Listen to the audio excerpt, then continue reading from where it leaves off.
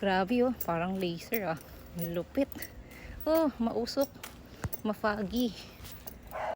Mga mimi, maglalakad-lakad kami sa labas. Ayun, tinan nyo ah, napakadilim. Dala-dala ko tong flashlight. Oh, di ba? Palabas na ako ng gate. Sobrang dilim kasi. Tingnan nyo naman kung gaano kalakas tong flashlight na to. Oh, di ba? So, ayan, ito yung strong light. May medium light siya. Tapos, low light mode para tipid sa battery. Ayan, may ilaw. May aso. Ingay-ingay. Tapos, meron siyang strobe light. Yan.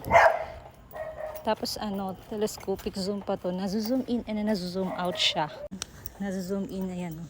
Tira nyo naman, no? Long range na ito. Ayan, oh. Tapos, pwedeng pa floodlight. Ay, diba? Layo nang nararating ng ilaw nito. Ayan. Pa-floodlight para kita yung buong area. Ayan, parang mafagi. Tapos meron siyang ayan, may tail light, white light, red light, blue light, tapos red and blue flashing. Gagamit yun sa mga emergency situation to. Napakaganda talaga nito ni S86 flashlight mga mima.